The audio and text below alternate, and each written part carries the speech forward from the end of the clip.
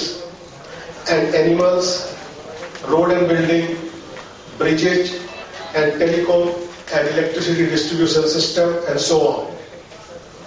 It takes years and billions of dollars to rehabilitate the people and rebuild the lost infrastructure for human living.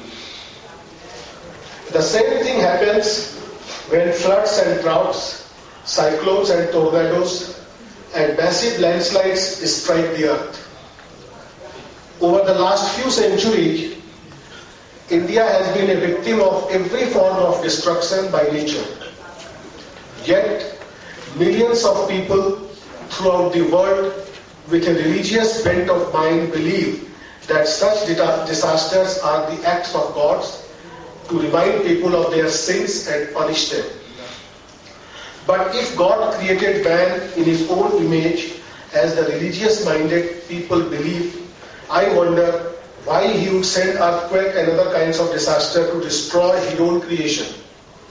Fortunately, eminent scientists in India and abroad have come forward to dispel this clouded notion and convince all people that it is a natural phenomenon.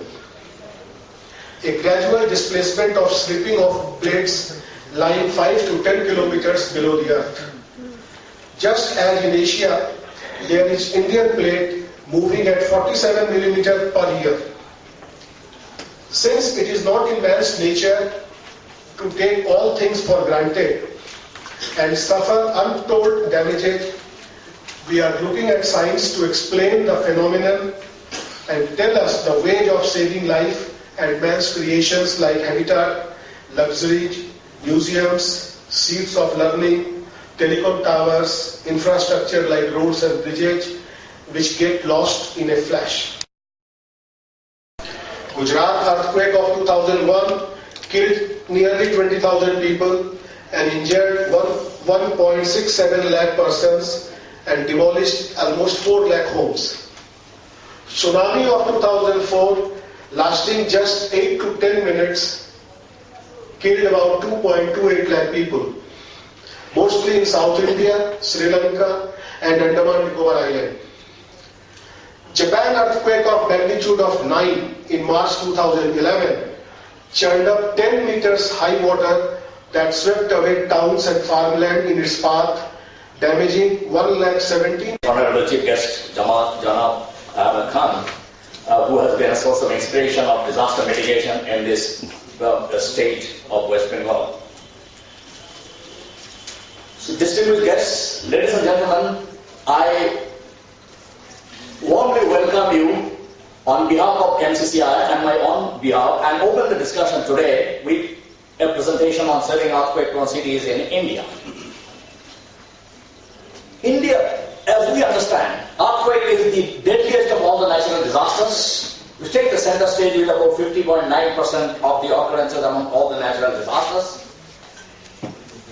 Asia and Pacific taking the center stage with about 85.5% share. So obviously, the earthquake-inflicted death and fatalities are going to be much higher than any other natural disasters. What is attributed to the disasters caused by this earthquake is the urban explosion, which has been enormous, going from all the continents, starting from North America all the way up to Japan, Jakarta, Indonesia, Kolkata, Dhaka, and so on, as per UN Population Division statistics. If we come to India, India has been rocked by both climatic and tectonic disasters, by landslide, or cyclone, flood, droughts, earthquake and tsunamis. 58% of the land area of India is prone to earthquake, of which 12% are prone to deadly earthquakes. Himalayas and the transform belt boundary, where the plates are moving past each other and giving rise to the tremendous earthquakes. So all these seismic belts are earthquake prone, and earthquakes are happening in interplate and both interplate as well.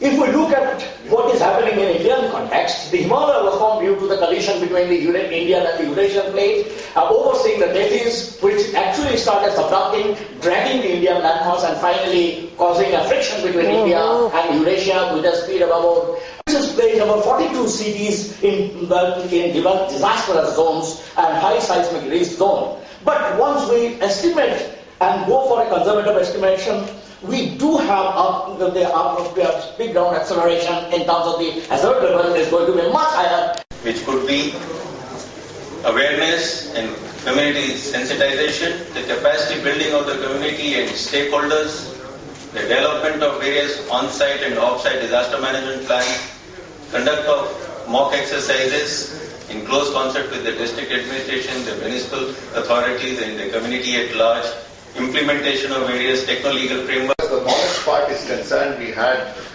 extremely good talks by fellow colleagues on the different aspects of the.